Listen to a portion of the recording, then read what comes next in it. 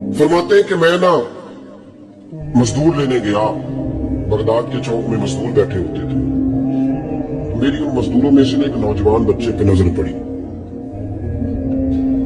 बड़ा कमजोर सा वजूद था, लेकिन चेहरे पर इबादत का निशान था। माथा बताता था कि नमाज का बड़ा ख्याल रखता है।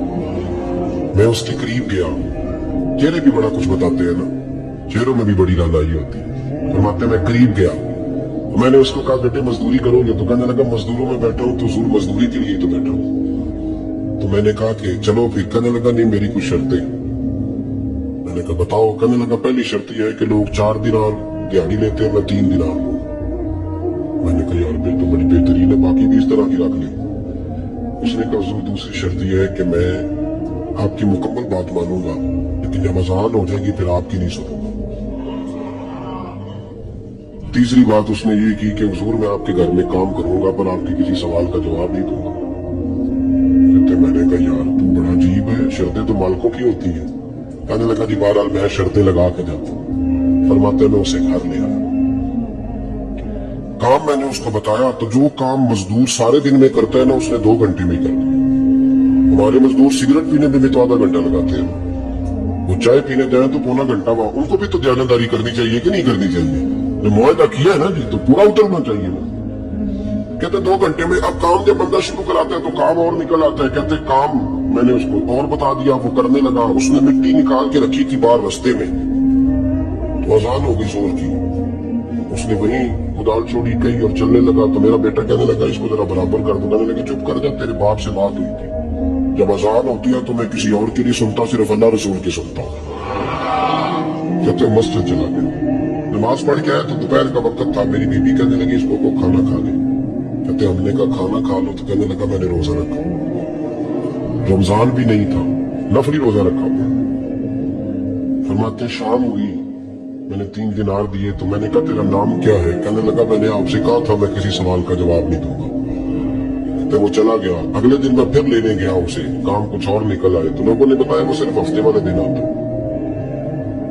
मैंने कहा क्यों? कहने लगे जी वो कहता है मेरा हफ्ते का खर्चा 3 दिनार है, जब 3 दिनार कमा लेता हूं तो बाकी सारा टाइम अल्लाह रसूल की जिक्र में गुजार दिया करता हूं। फरमाते अजीब। अगले हफ्ते में फिर लेने गया, मैंने पूरा हफ्ता इंतजार किया कि काम उसी से कराना है। मैं जब गया तो मैंने कहा चलो। कहने लगा मेरी शर्तें याद है ना?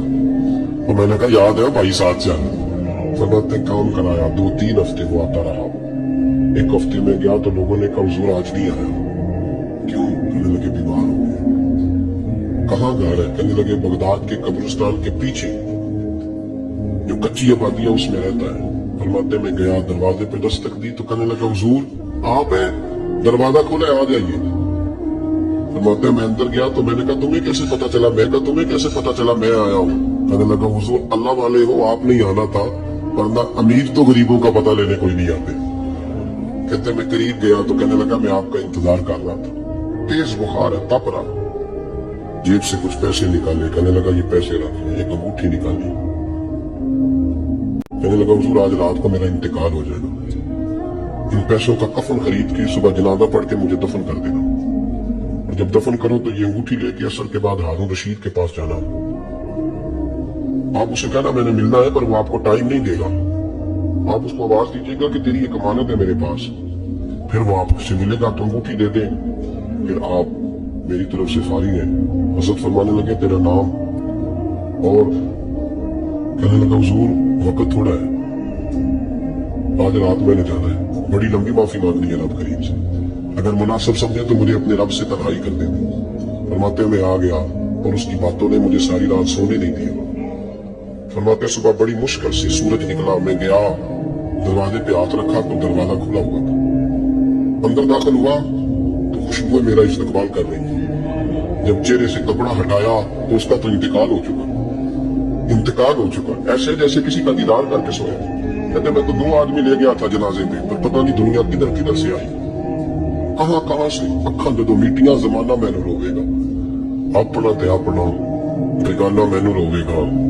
फरमाते मैं तो 2 बंदे ले गया था, पर पता नहीं मखलूक कहां से आई। जनाजा पड़ा, दफन किया। हारून रशीद के पास में असर के बाद गया, मैंने बुलाना चाहा पर बादशाह था मेरी तरफ देखा ही नहीं। मैंने उसको कहा तेरी एक अमानत मेरे पास है, फरमाते हैं मुझे कोने पे ले गया, क्या बात है, कमरे में बुलाया, मैंने अंगूठी दी। हारून रशीद तो चीखें मारने लगा, कहने लगा अंगूठी वाला कहाँ है? मैंने कहा तो इंतकाल कर गया। कहने लगा मुझे कब्र पे ले चल। जब मैं कब्र पे लाया तो वो लेट गया, तड़प के रोने लगा। मैंने कहा मेरा कलेजा फट जाएगा ना, उसने कुछ बताया ना तूने बताया, ये कौन था? हारून रशीद कहने लगा ये मेरा बेटा था। मैंने कहा तेरा बेटा और मजदूर? कहने लगा हुजूर ये हजरत दाऊद ताई के पास बैठा करता था, उनका मुरीद था, मुझे रोज कहता था अब्बा तूने बड़ी दुनिया इकट्ठी कर ली है, मरते वक्त तुझसे टांगे समेटी नहीं जाएंगी, इतना हिसाब नहीं तू दे सकेगा।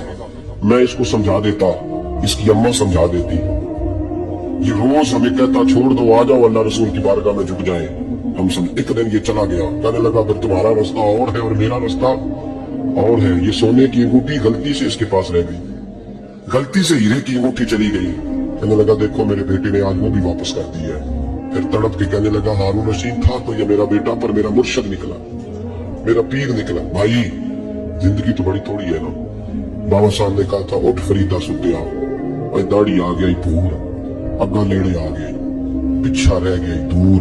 उठ फरीदा सुतिया, खलकत वेखन जा, मते कोई मिल जाई बख्शिया ते तू ही बख्शिया जा।